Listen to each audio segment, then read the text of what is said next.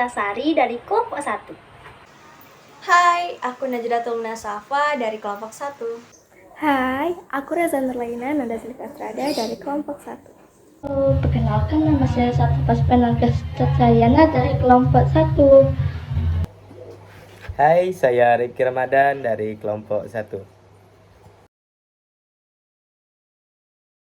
Neraca saldo. Dalam akuntansi, neraca saldo atau trial balance adalah laporan pembukuan atau akuntansi yang mencantumkan saldo di setiap akun buku besar umum organisasi. Jumlah saldo debit terdaftar di kolom dengan judul saldo debit dan jumlah saldo kredit terdaftar di kolom lain dengan judul saldo kredit. Total masing-masing dari kedua kolom ini harus sama. Nah, selanjutnya ada perbedaan antara neraca saldo pada perusahaan dagang dengan neraca saldo pada perusahaan jasa. Perbedaannya hanya pada akun-akun perkiraannya saja, yang disebabkan oleh perbedaan kegiatan transaksi keuangan yang dilakukan keduanya. Dalam perusahaan dagang ada dua metode yang digunakan pada saat menjurnal, yaitu metode perpetual dan metode fisik, sehingga mempengaruhi akun-akun perkiraan dalam neraca saldo. Nah, kapan sih dibuatnya neraca saldo? Jadi, neraca saldo dibuat pada akhir periode setelah posting transaksi pada jurnal umum selesai. Fungsi neraca saldo. Fungsi neraca saldo adalah memastikan bahwa tidak ada entry jurnal yang tidak seimbang dalam sistem akuntansi yang tidak memungkinkan untuk menghasilkan laporan keuangan yang akurat. Dalam istilah lain, fungsi neraca saldo adalah untuk memverifikasi apakah saldo debit dan kredit menunjukkan jumlah yang seimbang. Oleh sebab itu, setiap akhir periode perlu dibuat neraca saldo. Data atau akun yang disusun di neraca saldo adalah saldo-saldo yang terdapat pada buku besar.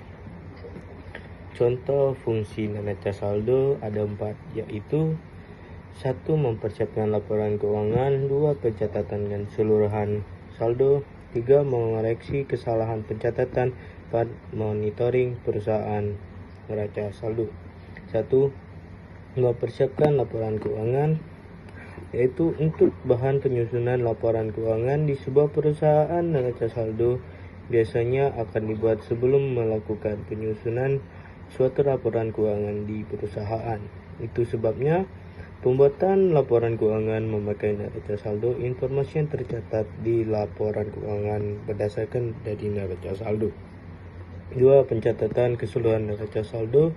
Neraca saldo perusahaan dagang juga berfungsi untuk tempat pencatatan seluruh informasi keuangan perusahaan. Pada ilmu akuntansi, pencatatan adalah salah satu proses pembukaan. Neraca saldo juga mencatat semua saldo pada setiap akun perusahaan. Pencatatan perlu dilakukan dengan sistematis supaya memudahkan pembacanya memperoleh informasi mengenai keuangan perusahaan. 3. Mengoreksi kesalahan pencatatan. Dengan adanya neraca saldo, maka semua saldo akun di akhir periode bisa tertera secara bersamaan dengan akun lainnya yang perlu dilaporkan dalam keuangan. Apabila total neraca saldo baik setelah kredit atau debit tidak seimbang, maka kesalahan pencatatan dari neraca saldo inilah bisa memudahkan dalam mencari kesalahan yang terjadi. 4. Monitoring perusahaan. Neraca saldo bisa jadi alat monitoring perusahaan karena setiap akun yang dicatat dalam neraca saldo bisa terlihat jumlahnya. Itu sebabnya bisa melakukan memonitoring apakah akun tersebut sudah sesuai dengan kondisi perusahaan atau belum. Itulah dia beberapa contoh fungsi dari neraca saldo perusahaan dagang yang Anda ketahui. Setelah saya Bunga Novitasari, di sini saya akan melanjutkan materi tentang tujuan neraca saldo. Apa sih tujuan dibuatnya neraca saldo? Tujuannya dibuat neraca saldo adalah sebagai cara untuk mengetahui keseimbangan jumlah debit dan kredit di buku besar. Neraca saldo membantu untuk menguji kebenaran jumlah sisi debit dan sisi kredit pada saldo-saldo akun buku besar. Neraca saldo berfungsi untuk mendeteksi setiap kesalahan yang dapat terjadi dalam sistem akuntansi double entry, yaitu pembukuan berpasangan. Dalam pembuatan neraca saldo ini tidak berarti tidak ada kesalahan dalam suatu sistem akuntansi perusahaan.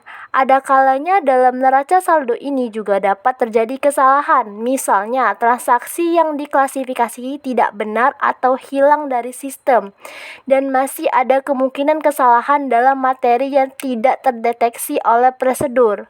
Dalam pembuatan neraca saldo, tujuan umum dari neraca saldo ini yaitu untuk memastikan entry atau laporan pembukuan yang berisi saldo akhir dari semua akun buku besar pada suatu organisasi atau perusahaan dalam suatu sistem pembukuan perusahaan yang dibuat secara matematis. Baiklah, di slide ini kita akan membahas contoh soal transaksi neraca saldo. Yang pertama yaitu pada tanggal 1 Februari 2017, Tuan Yon menyetorkan uang tunai sebesar 250 juta, peralatan kantor 20 juta, peralatan toko 10 juta sebagai modal awal. Pada tanggal kedua, pada tanggal berikutnya 2 Februari dibayar secara tunai sewa ruko kepada PT Galunggung sebesar 24 juta rupiah untuk 1 tahun. Transaksi ketiga, tanggal 3 Februari dibeli secara tunai dari CV Dragon peralatan perlengkapan kantor sebesar 4 juta dan perlengkapan toko sebesar 6 juta. Pada transaksi berikutnya yaitu pada tanggal 4 Februari dibeli secara tunai barang dagang dari CV Rio 200 set mainan anak-anak dengan harga 10 juta rupiah. Di hari kelima pada tanggal 5 Februari dijual barang dagang kepada UD Bright Sun sejumlah 100 set dengan harga faktur sebesar 10 juta rupiah. Pada transaksi ke-6 yaitu pada tanggal 7 Februari diterima kembali barang dagang dari UD Bright Sun sejumlah 50 set senilai 5 juta karena mutu barang kurang baik. Dan transaksi ke-7 yaitu pada tanggal 10 Februari dijual barang dagang kepada UD Joy sejumlah 100 set dengan harga faktur sebesar 10 juta dengan syarat pembayaran 2/10 N/30. Pada transaksi terakhir yaitu pada tanggal 7 Februari diterima piutang dari UD Joy atas penjualan barang dagang pada tanggal 10 Februari 2017. Kelas sebelum membuat neraca saldo, kita harus membuat jurnal umum terlebih dahulu. Apa sih itu jurnal umum? Jurnal umum adalah sebuah jurnal yang dipergunakan untuk tempat melakukan pencatatan bagi segala jenis bukti transaksi keuangan yang muncul akibat terjadi berbagai transaksi keuangan perusahaan dalam suatu periode tertentu. Dalam ilmu akuntansi, jurnal umum ini akan memuat detail seperti nama transaksi, kelompok akun, dan nominal transaksi dalam kolom debit atau kredit. Yang dilakukan oleh Tuan Yong dalam periode Februari 2017. Di tanggal 1 itu kan Tuan Yong itu kan menyetorkan uangnya sebagai modal awalnya itu akan dimasukkan sebagai kas yang dimana akan bertambah di debit sebesar 250 juta, peralatan kantornya juga akan bertambah di debit sebesar 20 juta rupiah, dan peralatan tokonya juga bertambah di debit sebesar 10 juta rupiah. Sedangkan modal Tuan Yong ini akan berkurang di kredit sebesar 280 juta dari total penyetoran tersebut. Nah, di tanggal 2 itu kan akan mendapatkan sewa dibayar di muka karena itu adalah penyewaan dan untuk 1 tahun, maka bertambahlah di debit sebesar 24 juta, sedangkan kasnya itu akan berkurang di kredit sebesar 24 juta karena itu merupakan pembayaran yang dilakukan oleh Tuan Yong. Nah, di tanggal 3 itu Tuan Yong ini kan akan menambah peralatan kantor. Perlengkapan kantor akan bertambah di debit sebesar 4 juta rupiah, sedangkan perlengkapan tokonya akan bertambah di debit juga sebesar 6 juta. Nah, dari total penambahan barang tersebut, kas Tuan Yong ini akan berkurang di kredit sebesar 10 juta. Nah, di tanggal 4 itu Tuan Yong ini melakukan pembelian, di mana pembelian tersebut akan bertambah di debit sebesar 10 juta rupiah, sedangkan kas Tuan Yong dari pembelian tersebut berkurang di kredit sebesar 10 juta rupiah. Nah, di tanggal 5 ini Tuan Yung ini melakukan penjualan di mana kasnya akan bertambah di debit sebesar 10 juta rupiah, sedangkan penjualannya akan berkurang di kredit sebesar 10 juta rupiah dari total barang. Berarti barang dari Tuan Yung ini akan berkurang. Itulah mengapa dia masuk di kredit. Nah, di tanggal 7 ini Tuan Yung ini menerima Netur penjualan nih akan bertambah di debit sebesar 5 juta rupiah, sedangkan kas Tuan Yung ini akan berkurang di kredit sebesar 5 juta rupiah. Nah, di tanggal 10 ini Tuan Yung ini mendapatkan piutang dagang yang bertambah di debit sebesar 10 juta rupiah dikarenakan Ude Joy yang berutang kepada Tuan Yung ini dinamakan dengan piutang, sedangkan penjualannya di kredit sebesar 10 juta rupiah. Nah, untuk transaksi terakhir yaitu pada tanggal 17 Februari, ini dapat dikatakan piutang dagangnya tetap 10 juta di kredit, sedangkan untuk potongan penjualannya diberikan jika dilunasi dalam tempo 10 hari. Nah, dari tanggal 10 sampai tanggal 17 ini kan kurang dari 10 hari, maka berlakulah diskon penjualan sebesar 2%. Maka diskon penjualan ini didebit sebesar 200.000. Ini didapat dari piutang dagang sebesar 10 juta rupiah dikali 2%, sedangkan kasnya didebit sebesar 9.800.000 dikarenakan diskon penjualannya hanya 200.000. Jadi dapat dituliskan sebagai berikut: kas didebit 9.800.000, potongan penjualan didebit 200.000, sedangkan piutang dagang dikredit sebesar 10 juta rupiah. Jadi total transaksi yang dilakukan oleh Tuan Yung itu adalah sebesar 359 juta rupiah. Setelah membuat jurnal umum, kita akan membuat buku besar. Buku besar adalah sarana untuk mendokumentasikan semua bentuk perubahan dalam suatu akun dikarenakan adanya transaksi keuangan. Isi dari buku ini adalah sejumlah perkiraan tentang ikhtisar dari pengaruh transaksi keuangan terhadap perubahan dalam akun, yakni aktiva, modal, dan kewajiban perusahaan. Buku besar periode Februari 2017. Nama akun kas, kode akun 111. Tanggal 1, keterangan posting, didebit 250 juta, sehingga saldo didebit 250 juta. Tanggal 2, keterangan posting, di sebelah kredit 24 juta rupiah, sehingga saldo berkurang menjadi 226 juta rupiah. Tanggal 3, keterangan posting di sebelah kredit senilai 10 juta, sehingga saldo berkurang menjadi 216 juta rupiah. Tanggal 4, keterangan posting di sebelah kredit, sehingga saldo menjadi 206 juta rupiah. Tanggal 5, di sebelah debit, sehingga saldo bertambah menjadi 216 juta rupiah. Tanggal 7, keterangan posting di sebelah kredit 5 juta, sehingga saldo berkurang menjadi 211 juta rupiah.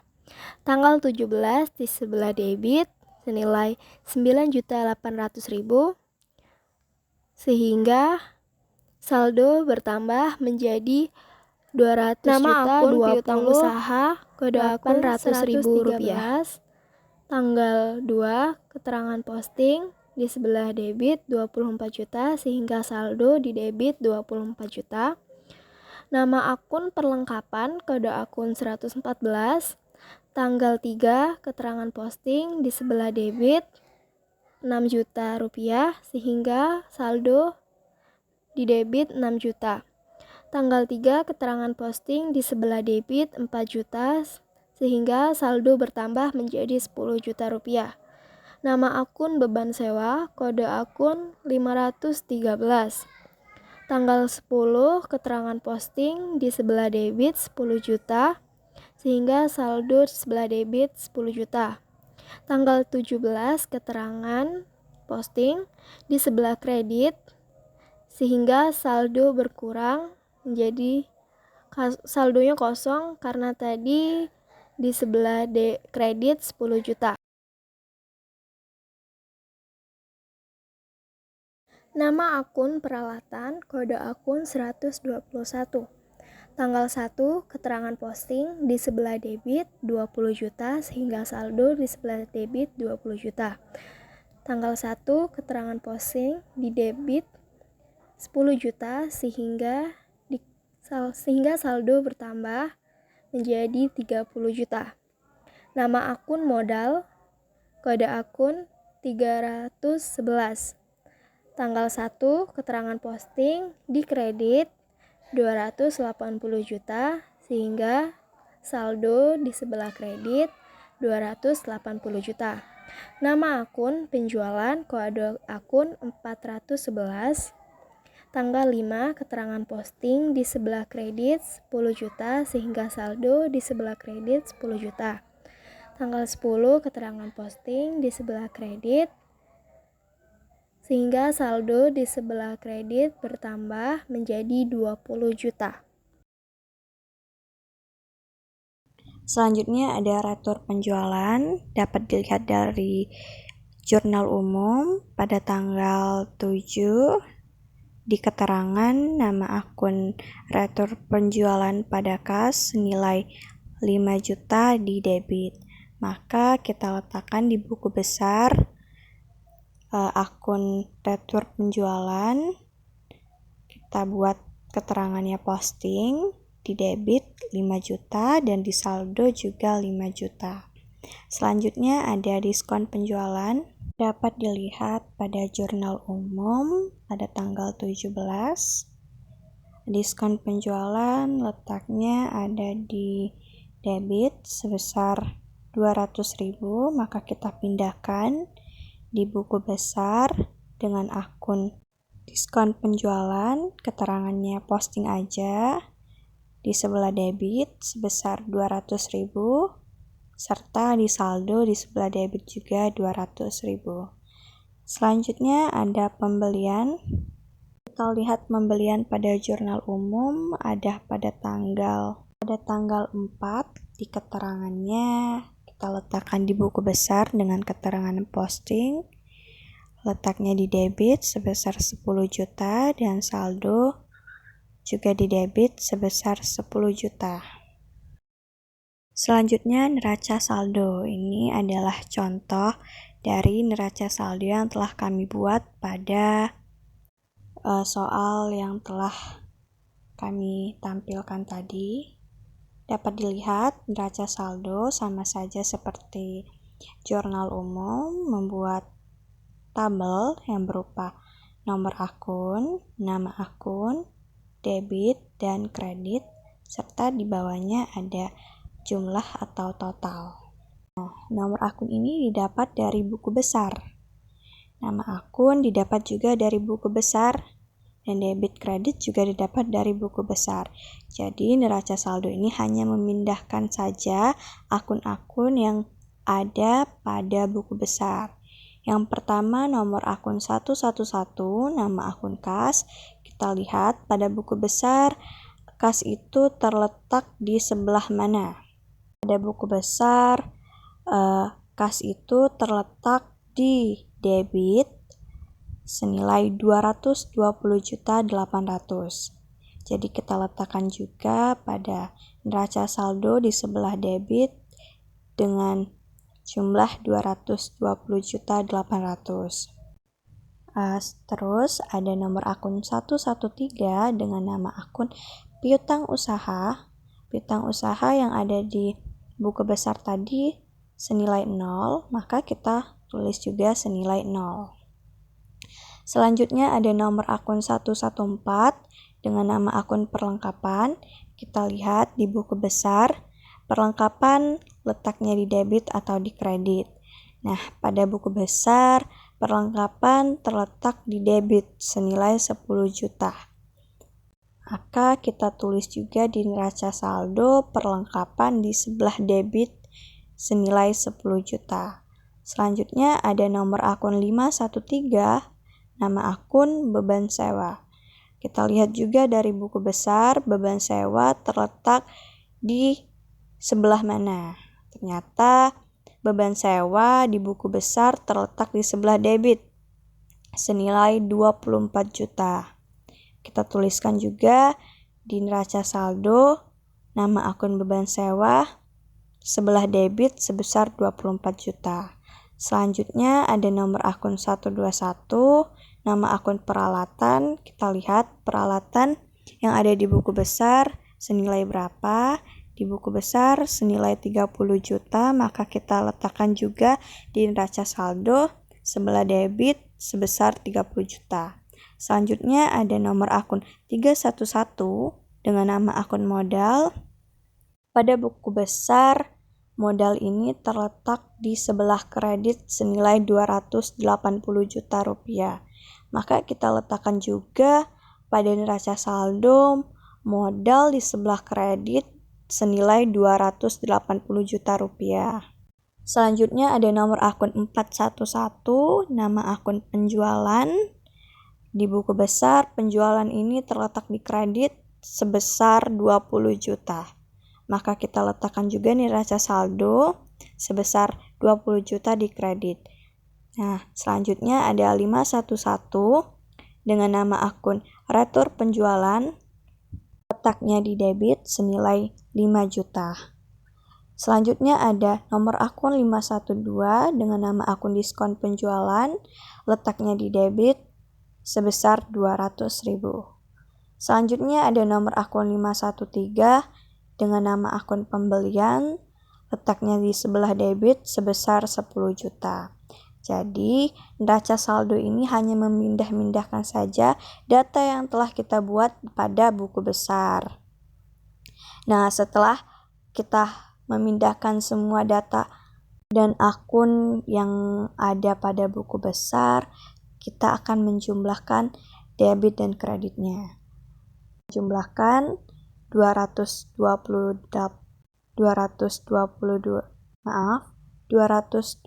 juta 800 ditambah 0 ditambah 10 juta ditambah 24 juta ditambah 30 juta ditambah 5 juta dan ditambah 200.000 serta ditambah 10 juta, maka hasilnya 300 juta di sebelah debit. Selanjutnya kita menjumlahkan di sebelah kredit. Pada modal 280 juta ditambah retur penjualan sebesar 20 juta, maka kita jumlahkan serta mendapatkan hasil 300 juta. Maka debit kredit balance ya. Oke, itulah penjelasan mengenai neraca saldo dari kelompok kami. Terima kasih. Kesimpulan. Jadi kesimpulan yang dapat ditarik adalah cara untuk memudahkan mengevaluasi adanya kesalahan posting atau penjualan melalui ketidaksamaan antara debit dan kredit, atau untuk memastikan bahwa buku besar secara matematis akurat dengan pengertian bahwa jumlah saldo debit selalu sama dengan saldo kredit. Sumber penyusunan neraca saldo adalah buku besar, jadi kode akun aman dan jumlah saldo akun diperoleh dari buku besar. Neraca saldo yang benar akan memunculkan jumlah saldo sisi debit dan sisi kredit sama. Sekian materi tentang neraca saldo yang kami buat. Kami dari kelompok neraca saldo mengucapkan terima kasih dan maaf jika ada kesalahan kata.